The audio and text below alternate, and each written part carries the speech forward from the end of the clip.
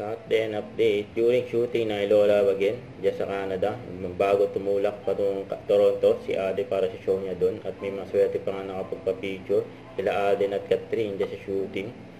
Ay, pares pa nga silang naka all white. Ayan pa nga, ayan si Aden ay paglaro din sa bata. Oh. Kaso umiyak yung bata. Ayan, cute eh. Ayan, post ni Catherine sa kanyang Instagram. Ayan, sabi niya, nature never disappoints. Ayan, namasyal si Catherine dyan sa Canada. Ayan, ang ganda pa nga ng view. Oh. Is it working? Ayan, kasama ni Catherine ang kanyang glam team. Ayan, dyan na rin siya inayusan sa labas. Oh, ayun o. Kahit saan na lang. Ayan, dyan na lang daw sila.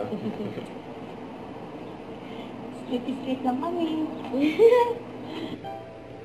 And pagdating ni Alden dyan sa Toronto, Canada para sa Taste of Manila yan, show yan. At nagkaroon din ng meet and greet. Hello mga kapuso, see you on August 17 and 18 for Taste of Manila this weekend na yan. Yan. Yung mga IG story ng team ni Alden. Yan, sa sila kumain sa Eat Alito. Yan, sarap ng food, oh. And meet and greet kasama sila Alden Richards, Yorme at Bubay sa Toronto, Canada. Ayan yung mga picture nila.